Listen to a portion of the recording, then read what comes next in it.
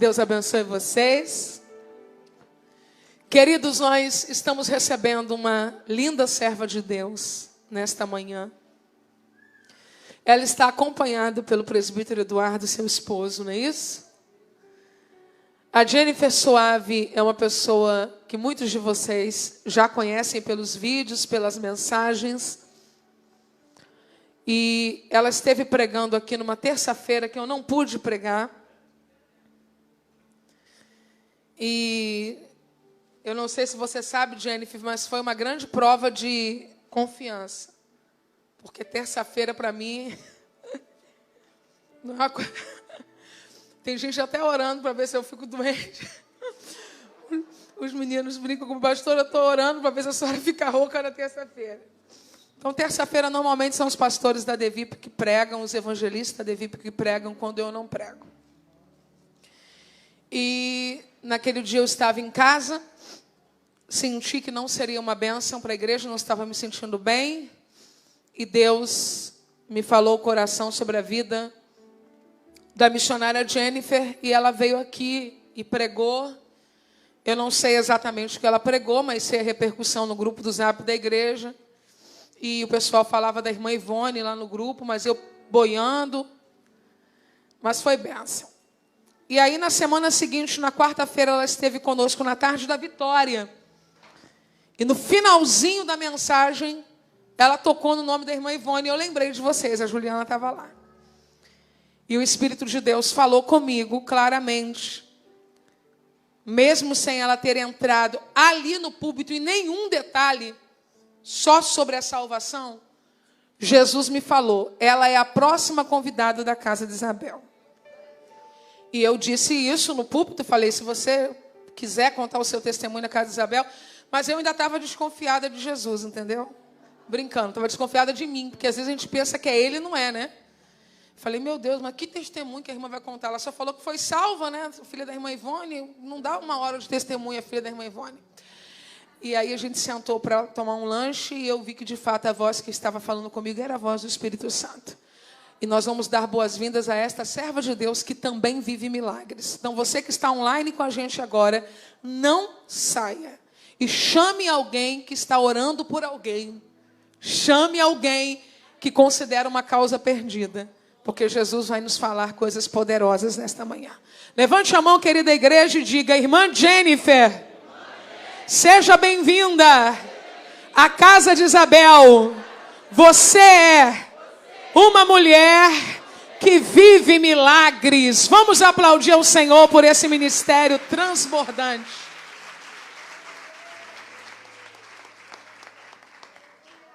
Eu cumprimento a igreja com a paz do Senhor Jesus. Oh, glória. Abra comigo a tua Bíblia. Epístola do apóstolo Paulo aos Romanos, capítulo 8. Enquanto você procura, eu quero louvar a Deus por esse dia, por essa oportunidade. Porque quando Deus faz algumas promessas a gente, por maior que seja a nossa imaginação, a gente não consegue dimensionar o que de fato Ele vai fazer. E estar aqui na casa de Isabel, para mim, está sendo um divisor de águas na minha vida. Pastora Ana Raquel, desde que a senhora pregou a primeira vez nos Gideões, eu estava em casa e uma amiga me mandou uma mensagem dizendo assim, não, mentira, ela me ligou e falou assim, amiga, tem uma mulher que está pregando muito, você precisa ouvir essa mensagem. Eu peguei a mensagem do meio para o final e depois eu assisti novamente. E a partir daquele dia, eu tomei a vida da senhora como uma referência para a minha vida. E sempre assisti, e sempre acompanhei o teu ministério, as tuas mensagens. E aí eu percebi que a tua vida era uma bênção para a minha vida, para o meu ministério, mesmo distante. O teu casamento, o ministério de vocês. E aí eu vim para o Rio, e Deus me deu oportunidades de eu estar presente, né? Porque eu só assistia pela internet as mensagens dela. E aí o Senhor me trouxe para o Rio de Janeiro, e eu consegui assistir um culto onde ela estava ministrando, participar. E aí eu me lembro que a primeira vez que eu vim na casa de Isabel, eu vim com a pastora Roberta. E a pastora Roberta, nós sentamos ali, ela falou assim, um dia você vai contar os teus testemunhos aqui na casa de Isabel. E eu falei com ela, amiga, impossível. A pastora Ana Raquel nem sabe que eu existo, nem sabe que eu conheço, nem imagina quem eu sou. Ela falou assim, você vai ver o que Deus vai fazer. Só que a pastora Roberta, para quem conhece e é próxima dela, sabe que ela é muito esquisita entregando revelação. Ela entrega um negócio, na outra semana o negócio já começa a acontecer, enfim. E quando o Senhor trouxe essa proximidade, e quando a senhora fez o convite ali naquele dia, em Nova Iguaçu, a minha ficha, assim, parece que não tinha caído. E por esses dias a minha ficha começou a cair, porque tem coisas que o Senhor faz na nossa vida que a gente só vai cair a ficha depois, não é isso, gente? Eu falei, meu Deus, o Senhor me surpreende a cada dia mais. E eu não tinha dimensão do que o Senhor ia fazer. Então, eu sou muito grata a Deus pela tua vida. Sou grata a Deus pela vida do pastor Leomar. Pelo Ministério ADVIP, gente, ela falou aqui que eu vim aquele dia pregar aqui para substituí-la não, né? Trazer a mensagem, porque ela não poderia estar ministrando. Gente, eu cheguei aqui, vocês não têm noção, mas eu fui assim, tão bem recebida, de uma forma tão calorosa por esse ministério, que parecia que eu estava pregando em casa, e foi uma bênção. Eu aprendi a amar a ADVIP, que Deus continue abençoando a ADVIP, Deus continue abençoando o pastor André, tua esposa que nos recebeu bem, todos os ministros que estão nessa casa, ao pastor Carlos, pastora Wanda, todos que fazem parte desse ministério, que Deus continue abençoando. Como foi apresentado, eu estou na companhia do meu esposo, o presbítero Eduardo, uma jovem abençoada que sempre quando eu posso eu levo lá comigo, lá da minha igreja Poliana. Pensa numa jovem espiritual, gente. E eu fiquei feliz, porque eu vi chegando o meu cunhado, irmão do meu esposo, lá de Niterói, o Márcio e a Gisele. Deus abençoe vocês, estão na galeria. E tinha tantos amigos aqui, então eu quero saudá-los, em nome de pastora Roberta e Aline. Deus abençoe vocês e a todos os conhecidos que estão aqui. Deus siga os abençoando, amém? Vamos ler o versículo 1 que diz assim, capítulo 8 de Romanos. Portanto, agora, nenhuma condenação há para os que estão em Cristo Jesus, que não andam segundo a carne, mas segundo o Espírito. E você pode tomar o teu assento, amém? Apesar de eu morar aqui no Rio agora, eu não nasci aqui no Rio, eu não sou do Rio. Eu nasci na cidade de Vitória, no estado do Espírito Santo. E a minha família não é de origem de berço evangélico, eu não tive uma base cristã. Muito pelo contrário, a minha mãe e o meu pai, eles eram voltados ao espiritismo, e eu cresci debaixo dessa força contrária. Eu ainda muito nova, eu presenciei muitas vezes a minha mãe recebendo entidades dentro de casa. E eu me lembro que aquilo, às vezes, ia a madrugada fora e minha mãe estava, não mais consciente, mas um espírito falava por ela, um demônio falava por a boca dela. E quando eu era pequena, aquilo, de certa forma, até me incomodava, porque eu não entendia. Mas, com o tempo, aquilo foi se tornando normal. E chegou uma época que isso cessou na minha casa, isso parou. Minha mãe já não recebia mais entidades dentro de casa. Parecia que estava tudo normal. E a gente bem sabe que para uma família viver debaixo de uma normalidade precisa ter Jesus. Por melhor que seja a família, os meus pais viviam bem. O meu pai era um homem correto, a minha mãe também, uma mulher correta. O meu irmão, ele casou muito cedo, e por a gente ter uma diferença de idade um pouco grande, ele, quando saiu de casa, eu ainda era criança, eu acho que eu tinha uns 2 para 3 anos. Então, isso me fez ser filha única dentro de casa. E minha mãe trabalhava muito e meu pai também. Meu pai era um policial militar, hoje ele é reformado, hoje ele está aposentado. E minha mãe trabalhava como auxiliar de serviços gerais. Minha mãe trabalhou muitos anos dentro de uma maternidade. E isso fazia com que eu ficasse muito tempo sozinha. Mas eu era uma boa filha. Eu tive uma infância normal, estudei em colégios bons, fiz o meu primário em colégios particulares. Era uma criança normal, uma menina que gostava de colecionar papel de cartas, normal. Mas quando eu comecei para 11 para 12 anos, naquela época tinha muitas festinhas americanas. E eu comecei a frequentar festinhas americanas, que eram meus amiguinhos da escola que promoviam essa festa. E as meninas levavam um pratinho de doce, um pratinho de salgado, e os meninos levavam refrigerante. E com o tempo, eu comecei a fazer amizades com pessoas mais velhas do meu bairro. E tinha essas festinhas americanas também. Só que as festinhas americanas dos meus amigos do bairro, onde eu habitava, não era salgadinho com refrigerante. Era bebida alcoólica. E eu sempre gostei de andar com pessoas mais velhas, até hoje. Eu falo que Poliana ela é uma exceção na minha vida. Eu sempre gostei de andar com pessoas mais velhas. Então, eu sempre estava inclinada a estar nesses ambientes. E por eu ser uma filha boa, eu fazia as coisas dentro de casa porque eu gostava de fazer. Por eu ser uma filha obediente, eu adquiri muita confiança e muita liberdade da parte dos meus pais.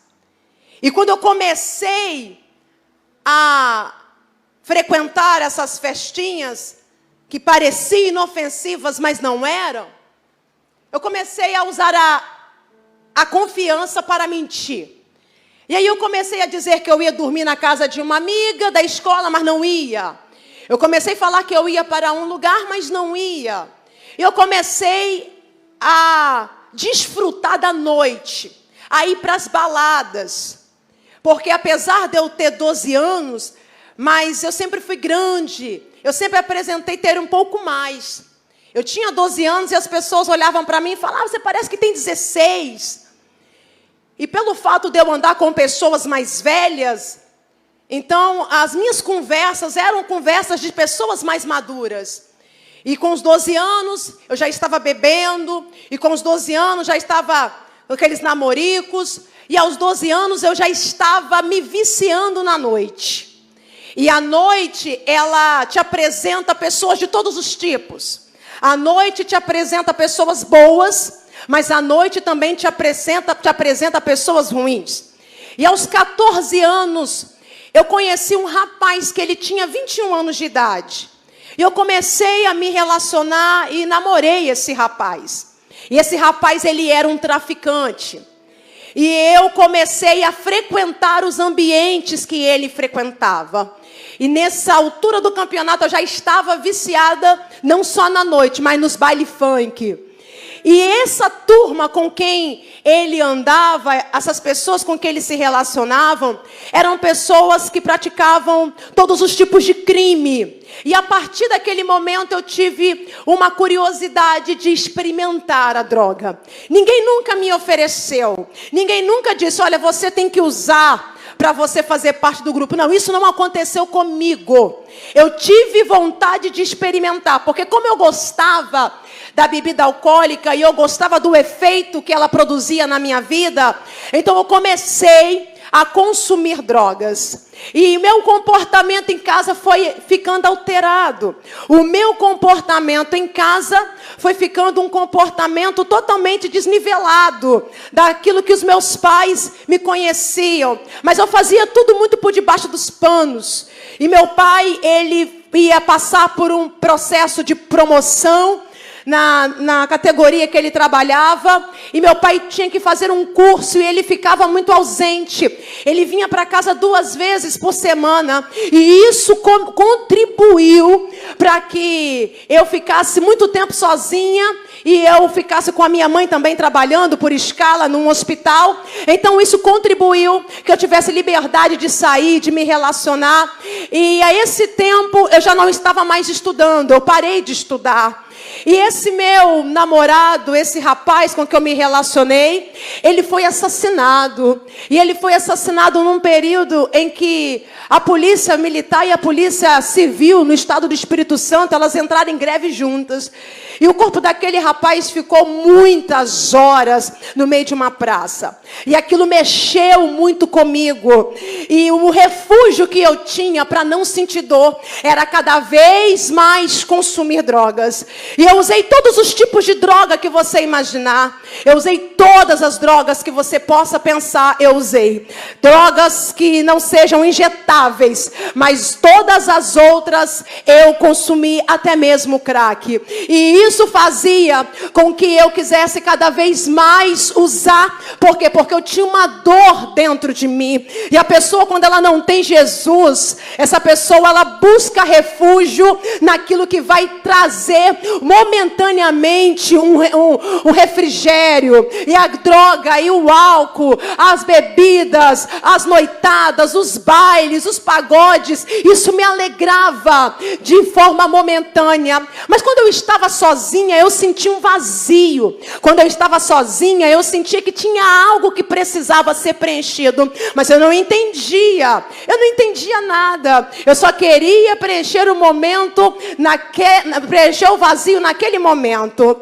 E só foi enxergado uma certa feita que eu já precisava ter dinheiro para usar. E eu não trabalhava. Então eu tinha amigas que praticavam furtos, pequenos furtos, roubos, pequenos roubos. E eu comecei a andar com essas amigas. E em 2003, quando eu tinha 16 anos, eu dei um presente pro meu pai no Dia dos Pais. O presente que eu dei pro meu pai no Dia dos Pais foi ele ter que me retirar de uma delegacia. E aquele dia abriu-se um portal de guerra na minha casa. Porque eu com essas amigas, a gente saiu para se aventurar. Saímos para fazer furtos. E aquilo nós fomos pegas no flagrante e nos levaram para a delegacia. E aí ligaram para minha mãe, a minha mãe foi, minha mãe ligou para o meu pai. Quando eu cheguei lá, o meu pai tomou um susto, mas meu pai ficou muito irado. E o delegado que conhecia meu pai falava assim: olha, se eu descer com essa menina lá para o presídio de menor, eles vão matar a tua filha lá, porque quando souberem que ela é filha de polícia, eles vão matar a tua filha lá, e a tua filha tem jeito. Mas o meu pai dizia: não, o que tem que ser feito precisa ser feito. Não vamos aliviar para ela. E o meu pai dizia: ela tem que pagar por aquilo que ela cometeu. O meu pai sempre foi um policial honesto. E meu pai dizia: não. E meu pai, ele tem um ditado que ele fala assim, ó: o pau que dá em Chico tem que dar em Francisco também. Ele dizia assim: não, se com todo mundo é assim, com ela tem que ser assim também, não vai ser diferente. Mas eu acho que o Espírito Santo de Deus entrou na vida daquele delegado. E aquele delegado falou assim: olha, não vou fazer isso. Eu vou liberar e ela vai responder o processo em liberdade. Ela vai assinar e vai responder o processo em liberdade. E como eu disse, aquilo se estourou, uma guerra na minha casa. E essa guerra, ela veio carregada com ódio. Porque a arma, a ferramenta que o diabo usa é o ódio. E o diabo colocou um ódio no meu pai para comigo. E ele começou a me repreender, a me confrontar. E isso desenvolveu um ódio em mim para com ele, a ponto da gente querer se matar. E quando eu falo de querer um matar ao outro, não é força de expressão, não. É de fato, a gente queria um matar ao outro. A minha mãe diz que meu pai falava assim: eu vou dar um jeito. Essa menina não vem para casa, eu não sei onde está essa menina, eu vou procurar ela por aí, eu vou dar um cabo nisso tudo, para poder eu andar de cabeça erguida. Porque os amigos do meu pai chaçava por ele e falava: olha, eu fui em tal lugar, dei uma blitz em tal lugar, tua filha estava lá, estava com um povo assim, estava fazendo isso. Os amigos que trabalhavam com meu pai dizia para ele assim: olha, você está criando a tua filha, e a tua filha não está respeitando a sua profissão, não está respeitando você como pai. Aonde a gente vai, a gente vê tua filha só envolvida com pessoas pessoas de má índole, pessoas com má conduta. A tua filha só vive envolvida com esse povo que gosta de praticar crime. Mas o meu pai sempre foi um policial bom. O meu pai sempre foi homenageado na categoria que ele exercia a tarefa dele, porque ele era um policial bom e exemplar. E aí o Senhor falava isso comigo quando eu estava escrevendo esse testemunho, quando eu estava anotando o que o Espírito Santo trazia à minha mente.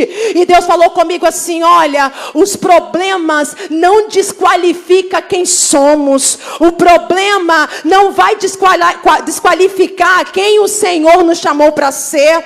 E o Espírito de Deus falava comigo: quantos pastores têm filhos que estão envolvidos em tráficos, em vício? Quantas pessoas que fazem a obra de Deus estão envolvidas e têm filhos que estão envolvidos nessa situação? E Deus falava comigo: mas o problema não desqualifica, porque o que a gente faz aqui hoje, a gente está só colocando uma pedrinha na coroa, e lá na frente tem uma recompensa. E aquela situação ficou uma situação dentro da minha casa totalmente desajustada. E o meu pai, ele passou a dormir na sala só para me provocar, porque quando eu chegava no meio da madrugada, o meu pai começava a discutir comigo e eu discutia com ele, e isso era um problema. Estourava-se uma guerra dentro da minha casa, e os vizinhos ouviam. Os vizinhos ouviam briga de manhã, os vizinhos ouviam briga de tarde, os vizinhos ouviam briga de madrugada. Era uma briga, eu não respeitava o meu pai, eu gritava, eu falava várias coisas, até que um dia eu fiquei tomada de tanto ódio, que eu chamei um amigo meu e eu falei assim: olha, eu preciso resolver esse problema, eu quero dar cabo na vida do meu pai, eu quero que meu pai saia da minha vida, eu quero que ele seja removido definitivamente. E a minha mãe sempre ali mediando ali entre a gente, sempre estabelecendo a paz, tentando estabelecer a paz. E eu falei com esse amigo meu, eu falei: olha, eu quero eliminar de uma vez por todas a vida do meu pai, tomada pelo ódio. E aí esse amigo meu falou assim: tá bom, a gente pode fazer isso é fácil pra gente fazer. E aquilo ficou martelando na minha mente. E quando se passa um tempo, esse menino, esse suposto amigo, ele vem a falecer, ele é assassinado, a vida dele é tirada, é roubada. E hoje eu dou graças a Deus, não por ele ter sido morto, mas eu dou graças a Deus porque o Senhor interviu, porque o meu pai, ele é o amor da minha vida. Hoje, se eu puder, eu dou a minha vida por ele. O meu pai é tudo de especial para mim. Eu amo a vida do meu pai. E o meu pai, nessa condição insustentável dentro de casa, e com os amigos do trabalho também falando o que eu fazia, aonde me encontrava, com quem eu estava. Um outro amigo do meu pai de serviço falou para ele assim: Gonzaga, eu tenho um lugar que eu vou te levar, e nesse lugar os seus problemas vão ser resolvidos. E esse amigo do meu pai levou o meu pai para dentro de um centro espírita. E meu pai entrou de cabeça, ao ponto que meu pai fazia umas obrigações lá dentro de casa. Tinha uns negócios que ele colocava, vela, café, champanhe. Ele fazia esse tipo de coisa dentro de casa, umas imagens que ninguém podia nem chegar perto, era o Deus dele. E a minha mãe começou a ir com meu pai também. E eu comecei a frequentar este lugar. E de certa forma, eu até gostava de ir. A minha mãe gostava de ir. Meu pai, então, nem se fala. Só que, olhando por outra ótica, eu estava indo cada vez pior. Estava indo de mal a pior. E a minha mãe, ela ia, mas às vezes falava assim: eu não sei se é isso que eu quero, não sei se é isso que a gente tem que fazer. E eu comecei a ter experiências sobrenaturais, perturbações. Como eu disse, às vezes eu ficava muito tempo sozinha em casa, copo quebrava, as coisas, barulho acontecia dentro de casa. Eu comecei a ver pessoas dentro da minha casa. Não eram vultos, eram pessoas. E aí um dia, nós fomos, né, nesse lugar, e eu falei assim, eu estou tendo umas visões, uns negócios que eu não estou entendendo. E aí, uma entidade falou, não se preocupa não, porque sou eu fazendo a tua proteção. Falei, então tá bom. E aí, certa feita, a gente, num ambiente onde estava acontecendo um pagode, eu ouvi alguém falar comigo a seguinte frase, olha, fulano de tal acabou de morrer. E eu comentei com alguns amigos que estavam ali, falei, nossa, fulano de tal acabou de morrer. Aí um dos amigos falou assim, não, ele acabou de passar por aqui. Eu falei, não, alguém me falou isso, quem foi que me falou? E eu fiquei, como eu não estava muito lúcida, não estava muito bem, e eu fiquei com aquilo na mente. Passou-se mais ou menos umas 2 horas para 3 horas. Esse rapaz foi morto. E aí eu cheguei em casa muito assim, com o olho deste tamanho. Eu estava preocupada com o que estava acontecendo. E as pessoas que estavam à minha volta, tipo assim, será que ela sabia que isso ia acontecer? O inimigo arrumando laço em cima de laço. E aí eu falei com a minha mãe, eu falei, mãe, aconteceu isso.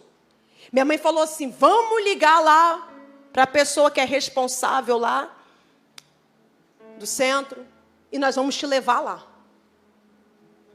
E era um dia que não ia ter sessão. Mas quando minha mãe contou a história para essa mulher que era responsável lá, ela disse assim, traz ela aqui agora. E eu fui. E quando eu cheguei lá, ela foi me explicando um monte de coisa a respeito de ser médium e tal, e foi falando um monte de coisa. E ela falou, olha, você precisa urgentemente se desenvolver aqui, porque senão essas entidades que te rodeiam vão começar a te trazer problemas. Você já chegou num ponto que você tem que desenvolver. Falei, tá bom, o que eu não quero é ter problema, mas... Ela, você está entendendo o que eu estou falando? Eu falei, eu estou entendendo. E aí colocaram uns negócios em mim, uns panos, um negócio na cabeça. E ela chamou mais, eu acho que umas 2 pessoas. Ela, olha, a gente vai começar a fazer um trabalho com você aqui para alinhar essas entidades que te rodeiam. Porque essas entidades de rua, todas elas você tem. Ela falou para mim, todas. E aí tinha uma mesa com todos os tipos de imagem que você imaginar, todas. E ela olhava para aquela mesa e tinha um copo de água. E ela olhava para o copo de água e falava assim, olha, todas elas já chegaram aqui. E ela falou, você aceita desenvolver? Porque você é médium. Aí eu falei, tá bom, eu aceito. O que eu não quero é ter problema. Porque ela me explicou que se eu não fizesse aquilo, aquelas entidades não me trariam só problemas com pessoas, mas me levaria à morte. E eu não queria morrer. Falei, tá bom. E começaram um trabalho. Começaram daqui, dali. E nada foi acontecendo, eu não sentia nada. E ela perguntava, você está sentindo alguma coisa? Eu falei, não, eu estou bem. E ela bem assim, está sentindo nada, uma tonteira? Eu falei, nada, estou bem. Ela fecha o olho, eu falei, tá. E fiquei com o olho fechado, e vem daqui, faz dali, e dança e roda, e pega charuto e faz isso e aquilo.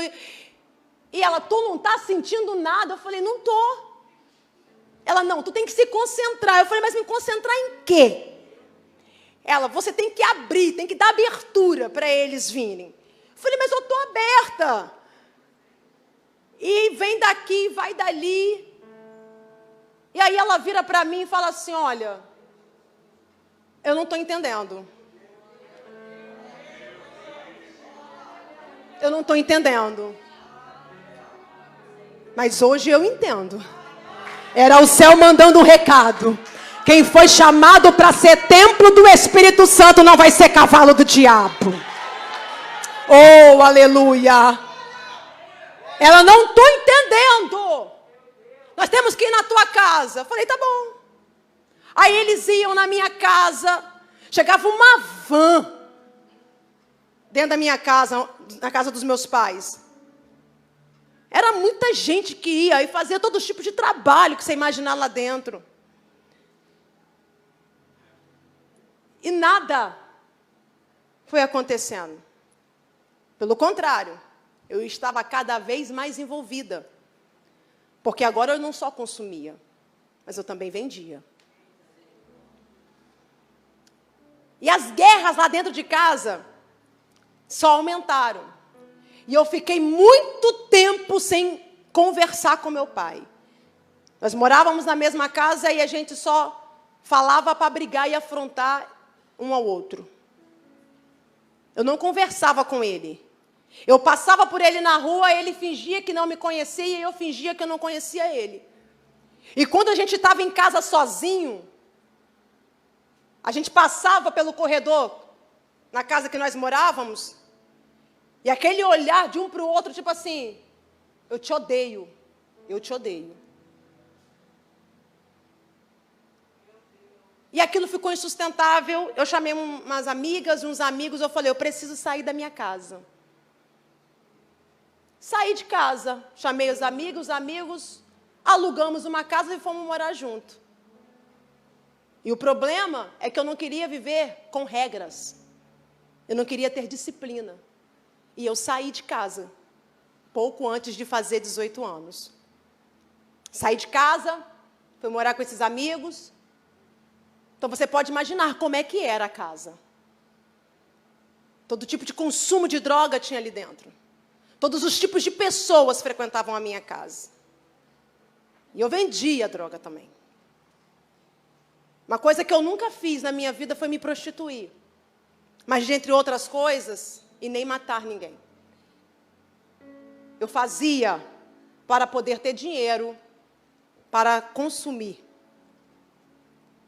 E agora eu morando sozinha, sem os meus pais, sem a cobertura deles, eu comecei a ir para um túnel muito escuro, que não tinha saída. As drogas mais fortes começaram a fazer parte da minha vida. E aí eu comecei a me pegar alcoólatra. Porque eu tinha que beber todos os dias. O dia que eu não bebia, eu sentia uma dor de cabeça que não tinha remédio que passava. E às vezes eu não tinha dinheiro. E eu tinha que consumir qualquer coisa. E eu comecei a beber cachaça barata, que é álcool puro. Mas eu tinha que tomar alguma coisa. A minha cabeça explodia. E com o tempo eu comecei a perceber que eu também já estava viciada. Porque o viciado, ele nunca consegue identificar que ele é viciado. O viciado, ele acha que na hora que ele quiser, ele para. Só que era descontrolada a vontade de consumir a droga e o álcool. E isso passou a ser presente na minha vida todos os dias. Eu conheci um rapaz e comecei a namorar com ele. E ele cometeu um crime no estado de Minas Gerais. E ele ficou preso lá. E eu ia uma vez por mês para visitá-lo. E teve uma vez que eu fui e fiquei 4 meses lá. E nesses 4 meses que eu fiquei lá, eu conheci uma moça na fila do presídio, que eu conversava muito com ela e ela era cristã. Ela grávida, e ela falava assim, vamos na minha igreja. Porque aonde eu estava hospedada era perto da casa dela. E ela, vamos na minha igreja é perto de onde você está. Aí eu falava assim, ai, nossa, esses crentes, né? Eles são crentes, acho que todo mundo tem que ser crente, acho que todo mundo... Eu falei, eu não gosto desse negócio de igreja. Não entendo nada, não gosto. Eu já vi um povo que grita, que pula, é um negócio esquisito. Ô, irmão, uma vez que eu fui numa igreja pentecostal, eu ri tanto, mas não de deboche. Não ri. Falei, gente, que negócio engraçado. Aí um dia eu entrei na igreja e falei assim, se um dia eu for crente, eu não quero ser assim, não. Quem já me viu pregar sabe, né? E ela falou, vamos no culto comigo. Eu falei, tá, então vamos. Aí fui com ela para o culto, chegou lá, era um pastor de fora, que estava ministrando. E esse pastor olhou para mim e falou assim, olha, Deus tem uma obra na tua vida. E eu fiquei olhando para ele sem entender o que isso queria dizer. E ele virou para casa, porque meu pai não queria oração, não queria crente lá fazendo visita. E minha mãe tinha que se trancar no banheiro na madrugada para orar, porque ele não queria nem que ela orasse dentro de casa. Foi uma guerra. E minha mãe disse que ela ficava assistindo o jornal para ver o que ia acontecer comigo. Para ver se saía alguma notícia. Na época a gente não tinha zap, né? Não tinha rede social para ficar passando informação a toda hora. Então eu estava lá para o estado de Minas Gerais, sem dar notícia. Não sabia se eu estava viva, se eu estava morta, se eu estava presa, se eu estava bem, se eu estava comendo, se eu não estava, não sabia. E aí meu pai ficou com aquilo na mente. Como assim não puder entrar lá? Como assim não pode tocar em quem é dele? Dele quem? E aí um dia meu pai chegou, minha mãe se arrumando para ir para a igreja, ele falou assim, vai para a igreja? Aí ela falou, eu estou indo. Porque ele sempre usava de deboche, ele falava, manda um abraço para o pastor. Só que nesse dia não. Nesse dia ele falou assim, esse Deus que você falou e que fala, ele fala mesmo? Minha mãe, se fala.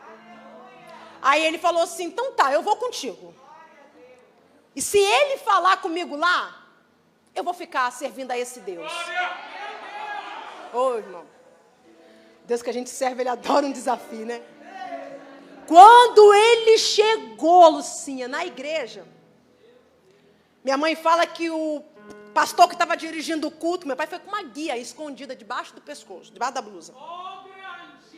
O pastor estava dirigindo o culto, minha mãe fala, pastor Helena, que quando ele pisou na igreja, o pastor falou assim, entrou o diabo aqui, mas aqui não vai ficar.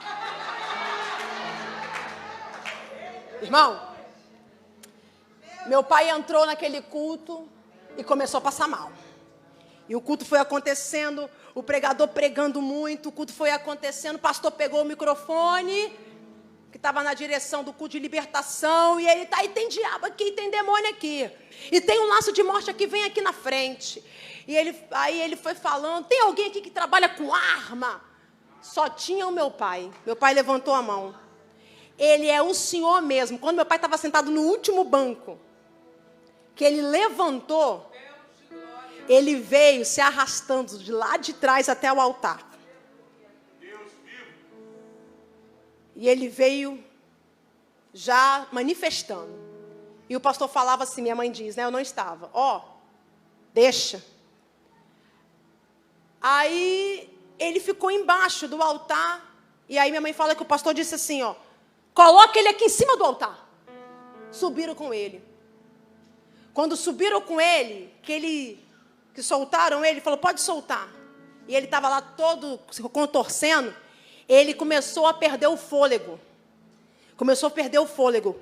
Quando ele foi perdendo o fôlego, ele foi tirando a guia. Quando ele pegou a guia, ele jogou no alto, o pastor pegou no alto e falou, eu disse que diabo não ia ficar aqui.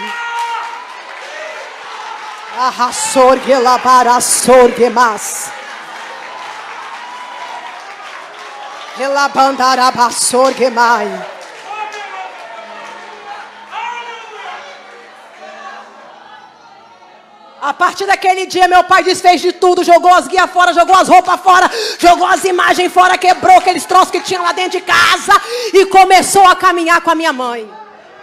E eu estava onde? Em Minas Gerais, aprontando todas. Só que o polo em Minas começou a mudar, e eu mal sabia que é porque tinha os crentes fazendo campanha na minha casa. A igreja que meu pai aceitou Jesus, colocaram no coração de fazer um propósito na minha casa. E eles foram. E aí tudo que eu estava fazendo lá, que parecia que ia dar certo, não dava. Eu falei, meu Deus, o que está acontecendo? Estava vendendo droga lá, estava fazendo tudo que não devia.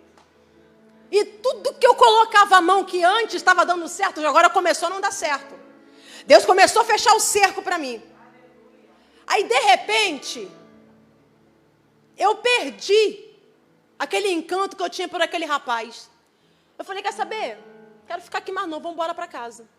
Só que quando eu voltei, as pessoas que moravam comigo em 4 meses, Deus fez um rebuliço. E eu não tinha muito contato com o povo. As pessoas que moravam comigo, um estava preso, outro estava morto. O povo se espalhou, os meus móveis, eu nem sei até hoje que fim deu. O que eu tive que fazer? Voltar para a casa do meu pai e da minha mãe. Só que eu não sabia que eles estavam fazendo um jejum lá em casa para me trazer de volta para a casa dos meus pais. O lugar que eu bati o pé e falei, eu nunca mais volto. Ai, não tem uma consagração de crente que não faz a sentença ser revogada. Aleluia. Voltei para a casa dos meus pais e comecei e percebi que o polo era outro. Porque eu afrontava meu pai e ele já ficava quieto. A briga, porque eu gostava da briga, meu pai ficava quieto. Falei, tem alguma coisa estranha. Minha mãe começou a ir para a igreja, eles indo para a igreja, ele indo para a igreja com a minha mãe. E eu comecei a ir para a igreja também. Aí um dia o pastor falou bem assim, olha, você não pode sair de casa sem ler Efésios 6:10. Aí eu comprei uma Bíblia. Falei, eu vou comprar Efésios 6:10, que ele falou que é proteção para a tua vida e tal. Irmãos, pensa numa pessoa toda arrumada para ir para o baile. O pessoal no portão me gritando, vambora, vambora. E eu com Efésios 6:10. Espera aí, eu estou resolvendo um negócio. Mais não tentar ser revestido da armadura de Deus. Eu lendo. Aí as meninas, meu Deus, o que você está demorando? Eu falei, não, tem que fazer um negócio. Eu ia para o banheiro, aí ficava lendo. Eu falei, não posso sair sem ler Efésios 6:10. Estou indo para o baile.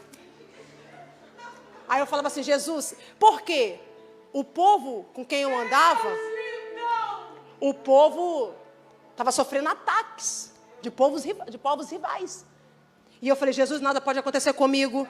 E eu estou em Efésios 6:10 e eu lendo a armadura. E eu capacete, couraça. Aí eu, o que é couraça? Não sei. Aí eu falava, meu Deus, sento. Aí eu ficava assim lendo. Irmãos, eu não sei se Deus me ouviu ou se não ouviu. Eu só sei que teve um dia que eu saí para ir para o baile. Aí alugamos um ônibus, era época, negócio de concurso de galera, deu uma confusão dentro do baile, o povo que estava junto se estranharam, um começou a ameaçar o outro, o povo que tinha ido comigo no ônibus, resolveu cada um ir de forma individual, pegou um táxi, não quiseram voltar para o ônibus, porque já tinha histórico na época de gente que entrava em galeras rivais, entrava em ônibus, pegavam ônibus no meio do caminho para dar tiro, e tinham pessoas que estavam até na cadeira de roda, pessoas que ficaram paraplégicas, que morreram nesses ataques, nesses atentados. Eu só sei que eu falei assim, olha, eu estou muito ruim para poder ir de qualquer outra forma, eu vou no ônibus mesmo. E eu fui para dentro do ônibus, um ônibus vazio, tinha eu mais umas 10 pessoas, e tinha um amigo meu, que era namorado de uma amiga minha. Eu sentei na frente, um amigo meu sentou do canto, porque ele falou, Jennifer, deixa eu ficar na janela que eu estou passando mal. Eu falei, eu fiquei na ponta. E essa minha amiga sentou na janela atrás e o namorado dela sentou na ponta. Eu fiquei na frente dele. Mas naquele dia eu li Efésios 6:10. Entraram 5 elementos armados dentro do ônibus e começaram a atirar. Quando eles chegaram, eles já foram mirando nesse rapaz. Eu estava sentada na frente dele. Eu não sei o que aconteceu, mas a bala passou por mim e pegou nele. E o livramento aconteceu na minha vida. Outra ocasião, eu estou saindo para ir para o baile. Quando eu desço uma rampa que tinha onde eu morava, tinha uma rampa. Eu desço a rampa, o fecho da minha calça arrebenta, eu volto para trocar de calça. Aí tô descendo novamente, a sandália arrebentou. Falei, meu Deus, que noite é essa? Voltei, troquei de sandália. E minha mãe tá assim, não vai, não sai hoje. Meu coração tá apertado, fica em casa. Eu falei, mãe, pelo amor de Deus, é sábado à noite, o que eu vou fazer sábado à noite dentro de casa? E eu falei, mãe, eu tenho que ir. E fui assim mesmo. Mas eu li dentro do banheiro Efésios 6:10. Quando chegou no baile, os meninos que estavam comigo arrumaram uma confusão lá. O povo que era do morro do lado desceu tudo de arma na mão. Eu não sei o que aconteceu, eu só sei que nós estávamos aqui e o pessoal passando aqui no primeiro banco procurando a gente, mas não encontrava, porque o Senhor cegou todo mundo ali. Aleluia. Oh, glória. Abaraçoremas. E eu indo de mal a pior. E minha mãe orando e meu pai orando. E as pessoas diziam, deixa essa menina para lá. Essa menina vai matar vocês de desgosto. Todo tipo de informação chegava lá em casa, porque eu aprontava no meu bairro. Eu apontava nos bairros vizinhos. E meu pai, um policial muito antigo, muito conceituado. Todo mundo conhecia. E as pessoas falavam, olha, essa menina, ela vai matar vocês de desgosto. Meu pai começou na época a ter problema de pressão alta. Minha mãe também, muita preocupação. Porque eu ficava dias fora de casa. Eu ficava 4, 5, 6 dias sem dar notícia. Eu não voltava para casa. Eu saía numa sexta, chegava em casa às vezes na outra sexta-feira, só para trocar de roupa e sair de novo. Então eles viviam uma realidade muito angustiante. E elas falavam assim, olha, essa menina vai te matar, essa menina a qualquer hora vai aparecer morta, vão jogá-la aqui no seu quintal. Mas minha mãe, como eu falei, ela dizia inibida, mas ela também, ela tem autoridade. Ela falava assim, não, Deus falou para mim que a minha filha vai ser pregadora. O Deus prometeu para mim que a minha filha vai ser crente. Eu vou ver a minha casa toda no altar do Senhor, toda na presença dele. A minha mãe confrontava as pessoas. Aí um dia uma pessoa chegou para minha mãe e falou assim, olha, a senhora tem que começar a preparar o teu coração, porque Deus, ele vai salvar a tua filha e vai levar, porque ela não vai aguentar, ela não vai suportar permanecer de pé. Minha mãe falou, nada disso. Deus falou para mim que ela ia me dar orgulho, que eu ia ver ela pregando. A minha mãe confrontava, a minha mãe falava. E aí foi passando o tempo. Quando foi 2007, carnaval de 2007, alugamos uma casa no litoral lá de Vitória, e ali trielétrico, muita bagunça, muita coisa, muito tudo. E aí ficamos ali os dias de carnaval. Aí quando a gente estava para sair da casa, o pessoal falou assim, vamos já deixar reservado para o ano que vem, para a gente voltar? Irmão, eu não sei o que me deu. Eu só sei que eu peguei e falei assim, não, ano que vem eu acho que eu vou estar na igreja, eu não vou estar mais aqui no mundo não. Do nada eu soltei essa palavra, e de fato foi o último carnaval do mundo que eu aproveitei. Aleluia. Aleluia. E voltamos para casa e eu continuei ainda naquelas práticas. Deus levantou uma irmã, missionária Laureni. Oh, meu Deus. Missionária Laureni começou a fazer uma campanha na minha casa. Missionária Laureni da Deus e Amor. E eu chegava lá em casa de todas as formas que você imaginar. E ela não falava nada. Ela me orava, ela orava lá em casa. E ela só olhava assim para mim, ela falava assim, eu sei o que Deus vai fazer com você.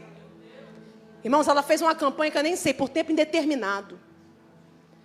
Essa mulher foi terrível na minha vida. Minha mãezona espiritual. Pensa numa mulher usada por Deus, irmãos. Pensa numa mulher que dobra o joelho para orar e não levanta, não. Não levanta. E aí eu fui um dia na campanha. Eu comecei a ir para a campanha, que eu gostava de ir na Deus e Amor, era muita revelação, aquela coisa toda. Eu ia para a campanha, irmãos, e toda vez que tinha revelação ruim para mim, eu aceitava Jesus. Eu aceitei Jesus na minha vida, eu não sei nem numerar. E aí, Um dia eu vi um rapaz pregando sobre voto, e ele falava, você não pode quebrar voto, que quem faz voto com Deus não pode quebrar, porque quem quebra é penalizado. E ele ficou falando de voto, eu não sei o que ele pregou, irmãos, eu sei que ele falava de voto, e que crente tem que ter voto, enfim, irmãos. Chegou um dia que 3 rapazes chegou no portão da minha casa. Tinha estourado uma guerra com as pessoas que eu andava. Eu já tinha perdido amigos e amigas. E 3 elementos chegaram lá no portão da minha casa. E naquele dia eles foram para me matar. Tinha acontecido uma situação. Me colocaram numa confusão que eu, de fato, não fazia parte da confusão. Só que foi Deus que criou essa estratégia. Irmãos, e eles ali, eu vendo a arma... E eles ali no portão querendo uma justificativa da minha parte. E eu não sabia o que falar, porque de fato eu nem sabia do que estava se tratando. A profundidade. Então, e aí eu lembrei da pregação do rapaz que ficava voto. Irmãos, eu fiz um voto. Eu falei, Deus, eu sei que eles vieram me matar, mas se o Senhor me tirar dessa, eu nunca mais volto para o mundo. Irmãos, Deus ouviu, porque foi imediatamente, eles olharam para lá, vamos embora, deixa essa menina para lá, vamos embora. Foram embora. Aleluia.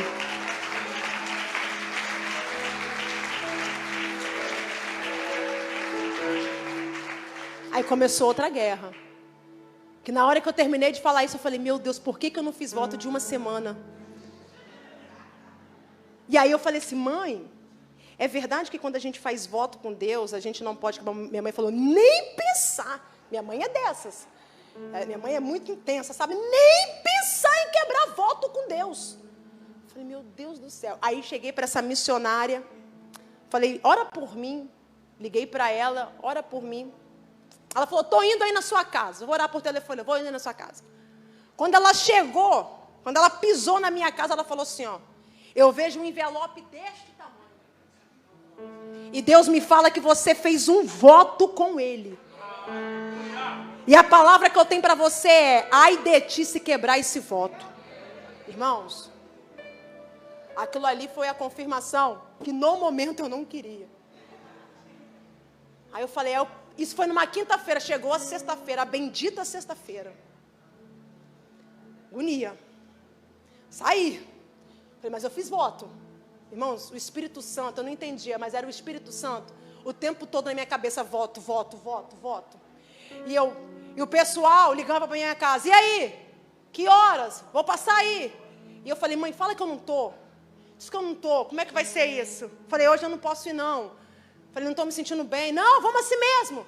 Bebe alguma coisa que tu melhora. Usa alguma coisa que melhore. Eu falei, meu Deus, é o voto. Não posso ir. Fica com aquilo na cabeça. É o voto. E esse voto foi me sustentando. Só que, irmãos, começou as crises de abstinência. Eu tive uma pessoa, um presbítero, que me ajudou muito. Apesar de eu ter iniciado na Deus é Amor, eu fui para a Assembleia de Deus e eu conheci um pastor, que foi um pai para mim. Eu só saí dessa igreja porque eu vim para o Rio. Sempre congreguei lá. Ele me batizou, o pastor Marcos Menegoni. Quando eu pisei lá, cheia de problema, ele olhou para mim e falou assim, tu é pregadora. Foi a pessoa que me deu as primeiras oportunidades de surpresa no culto. Alguém que investiu em mim. E eu tive um presbítero também que me ajudou muito nesse período de crise de abstinência. E essa missionária Loreni, ela falava assim, Jennifer, faz jejum de 24 horas. Eu falei, o quê? Jejum de 24 horas, vamos embora, vamos jejuar. Jejua, ora, que essa abstinência ela vai sair.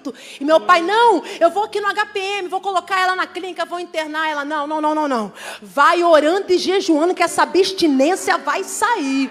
Irmão, ela foi me ensinando a orar, ela foi me ensinando a jejuar, e ela falava, jejua mais.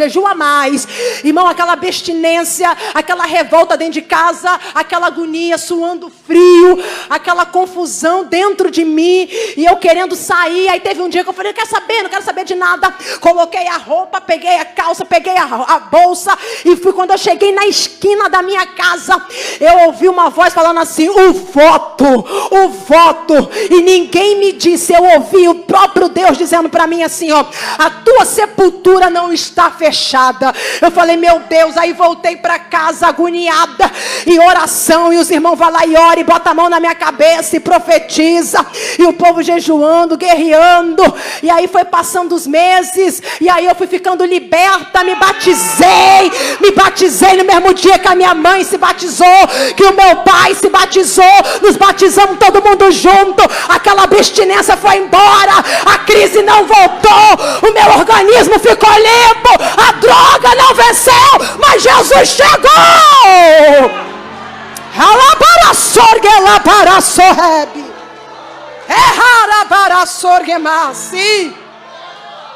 Aí passado um tempo eu estou andando no lugar. Fui num bairro, um bairro que eu costumava frequentar muito. E eu estava indo para uma igreja que tinha um trabalho lá à tarde. E eu estou passando, eu estou vendo um rapaz de carro me olhando. E quando eu olhei para ele, eu lembrei quem era. Era um rapaz que eu tive um desentendimento com ele muitos anos atrás. Aquele homem surgiu do nada. E quando ele ficou me encarando, eu senti uma maldade. E eu falei, Deus, esse homem está de maldade comigo. E aí eu falei assim, Senhor, o que eu faço? Eu estava sozinha. E eu falei, Senhor, o que eu faço? Eu entrei para dentro da igreja e fiquei. Depois fiquei com medo de vir embora. E eu falei, não, Senhor, eu vou. Cheguei em casa, falei com a minha mãe. Minha mãe falou assim, bota teu joelho no chão, tu deve ele? Eu falei, não devo nem ele, nem ninguém. Aí minha mãe falou assim, então bota teu joelho no chão e vai orar. E comecei a orar. Aí uma amiga chegou lá em casa e falou assim, uns 2 dias depois, ó, fulano estava aqui na praça igual um doido, te procurando. Achei até estranho, porque ele nunca gostou de você.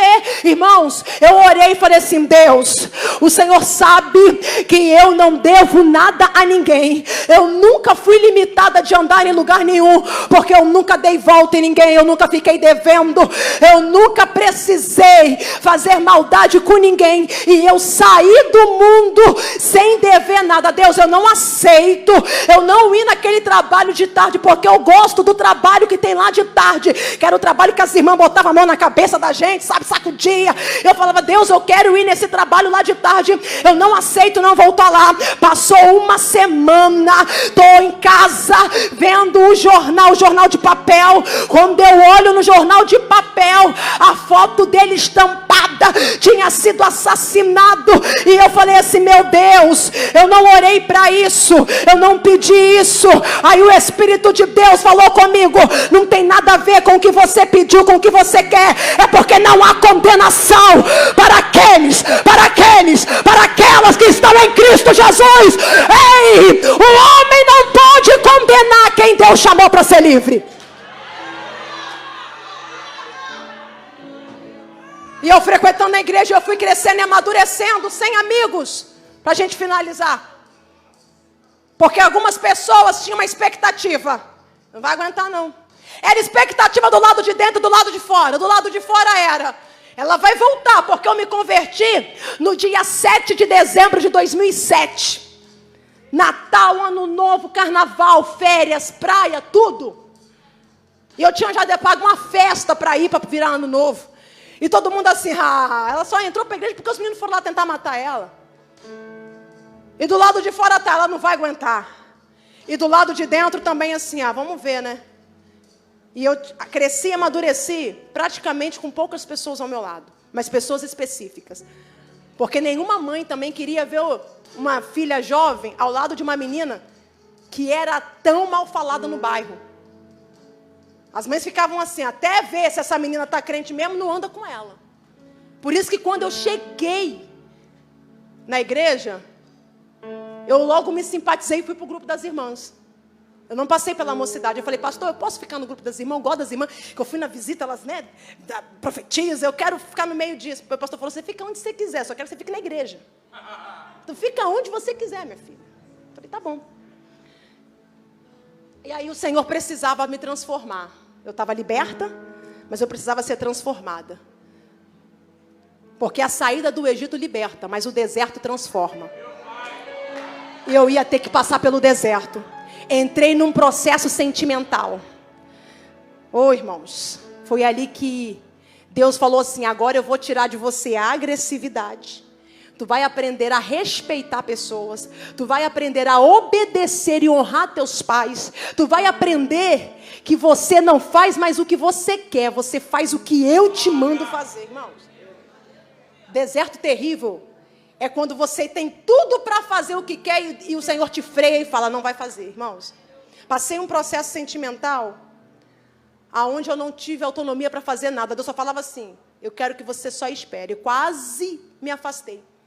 E eu pensando que eu ia me afastar. E Deus usava as pessoas falando: tu não vai se afastar. Deus está te transformando, te tratando. Tu é muito agressiva. E Espírito Santo, Deus traz mansidão. Tu tem que ter mansa. Tu tem que saber falar com as pessoas. Tem que saber respeitar. Porque eu era assim, pá, né? Toma lá da cá. E aí, irmãos, Deus foi me ensinar que quando a gente dá uma face, tem que dar outra também, né? E o tempo foi passando. Eu achando que eu ia ficar depressiva, porque eu entrei em crises, que minha mãe me levava para um hospital, e eles me davam diazepam na veia e me mandavam embora para casa. Aquilo não fazia efeito. Isso já não tinha mais a ver com abstinência. Isso era um problema emocional. E eu ficava tão atormentada em casa, que minha mãe às vezes me levava de novo, era o mesmo plantão, o pessoal falava: essa menina aqui de novo. E eles me davam outro diazepam na veia, e aquilo não fazia efeito. Enfim, irmãos, eu peguei, fui orando, Deus foi me dando estratégias, foi colocando pessoas para me ensinar a vencer, e eu venci. E a minha casa, que era uma vitrine de briga, se tornou um celeiro de paz.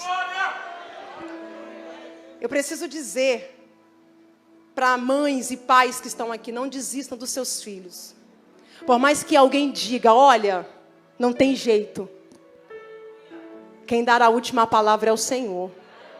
Aquele processo me transformou, porque depois daquele processo, eu fui chamada para fazer parte de um grupo de evangelismo, e eu fui, e esse pastor, ele tinha um trabalho dentro do presídio. As minhas primeiras ministrações não foram na igreja, foram no presídio. Deus me levava no presídio que tinha lá em Novo Horizonte. Esse presídio não existe mais, foi desativado, demoliram. E eu chegava lá e eu falava muito pouco daquilo que eu entendia, e vidas ali foram se rendendo a Jesus. Santa ceia dentro do presídio, que era uma glória. Gente, olha, eu não sei se você já foi, mas a glória de Deus cai lá dentro, tá? O poder de Deus é derramado.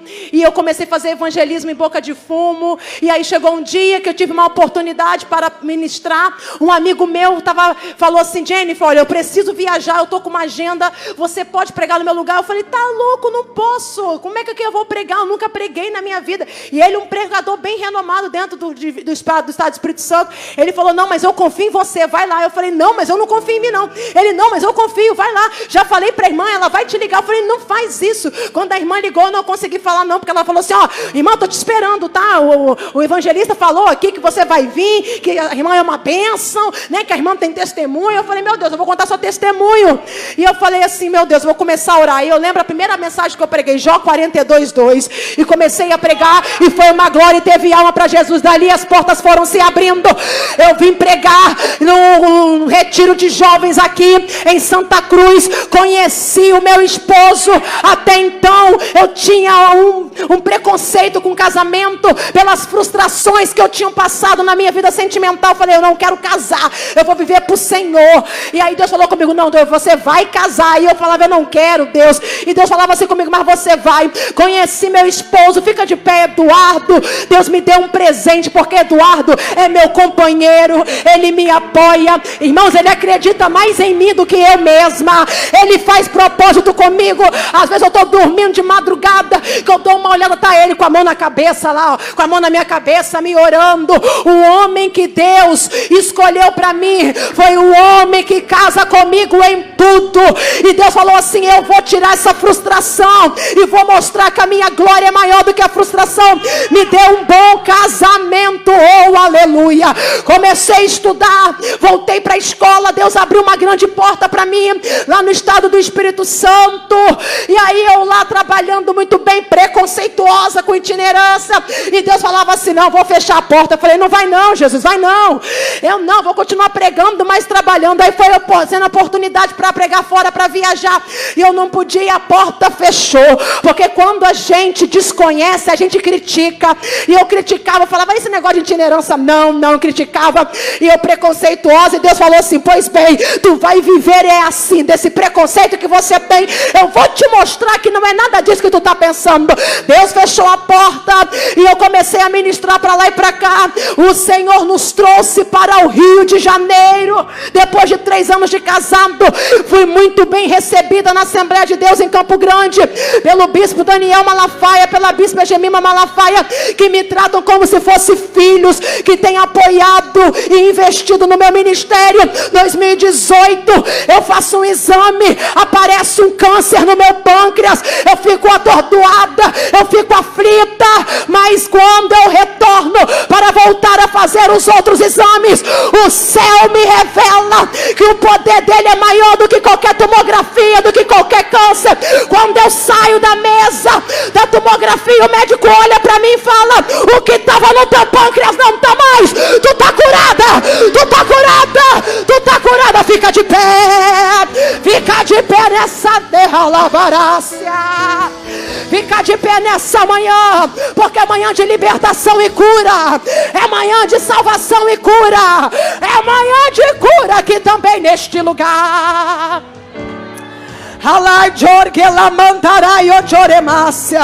O Senhor vai fazer infinitamente mais de tudo aquilo que tu está orando, de tudo aquilo que tu está pedindo, de tudo aquilo que tu está apresentando diante do altar. Se prepara para ver a tua família toda servindo a Deus. Se prepara para ver aquele que é problemático hoje te dando orgulho amanhã. Se prepara, porque cadeias de vício vão cair, cadeias de vícios vão se quebrar.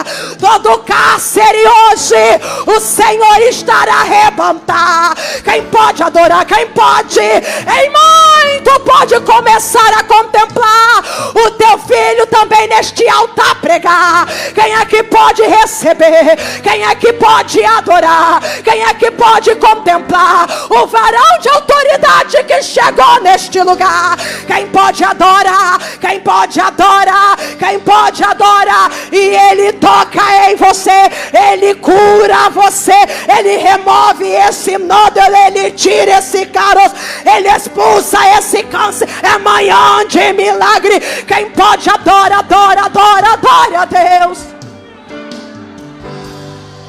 Relai jorge la bandara soremas, relaman choremanarabas.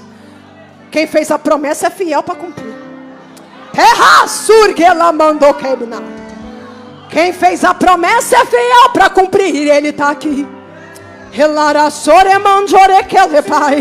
Eu vejo o cadeado se quebrando aqui nessa manhã. Eu vejo o cadeado se arrebentando aqui nessa manhã. E é a glória de Deus. Ei, eu não sei quem foi que saiu da tua casa. O que eu sei é que se Deus tiver propósito, vai voltar. Querendo ou não, vai voltar. Deus vai colocar tudo no seu devido lugar. Quem pode, adora, adore, adore a Deus. Esse vício não vai ser maior do que a glória de Deus. Da prostituição ele vai tirar, da boca de fome ele vai tirar, do roubo, do tráfico ele vai tirar, e vai tirar, e vai tirar, e vai tirar, e vai tirar. Adore a Deus, adore a Deus. Ele está aqui neste lugar. Eu sinto um milagre acontecer. E os vizinhos vão dizer o que aconteceu. E tu vai abrir a boca e vai dizer: Jesus chegou aqui, Jesus chegou aqui. O oprimido se converteu, o viciado se converteu, a prostituta se converteu, o espírita se converteu, se converteu, se converteu. Vai ter conversão lá dentro.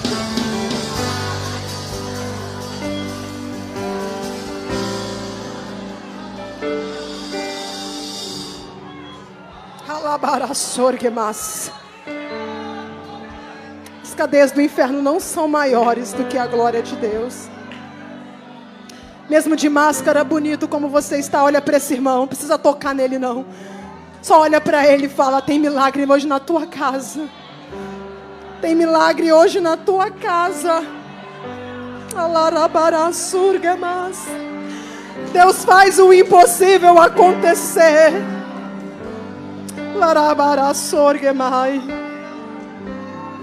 E o que Deus faz não é momentâneo, é permanente. É permanente. Que Deus abençoe a sua vida.